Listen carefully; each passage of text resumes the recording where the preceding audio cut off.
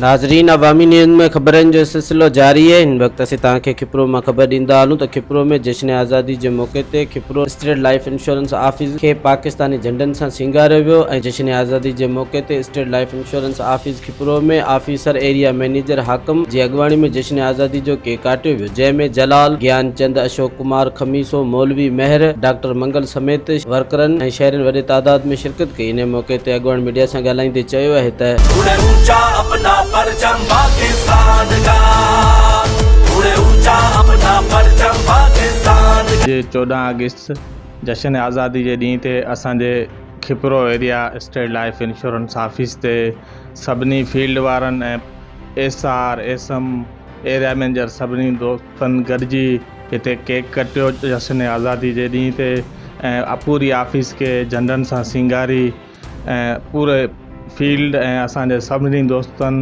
पूरे पाकिस्तान खां मोहबत कयूं था ऐं जश्न आज़ादी जो ॾियारो मल्हायो वियो ऐं केक कटियो सभिनी दोस्तनि जूं महिरबानियूं जेको इन ख़ुशी जे मौक़े ते सभु गॾु थिया स्टेट लाइफ इंश्योरेंस ऑफिस ते।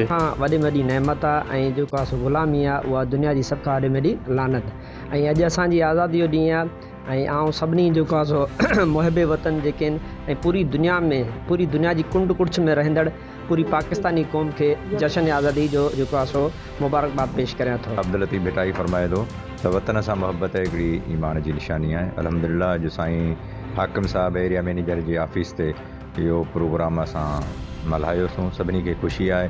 सभु वतन अज़ीज़ में रहंदड़ असांजा भाइर, पोइ कहिड़ी क़ौम सां वास्तो हुजे, कहिड़े मज़हब सां हुजे, सभु भाइर आहियूं ऐं सभिनी गॾिजी करे इहा ख़ुशी मल्हाई आहे।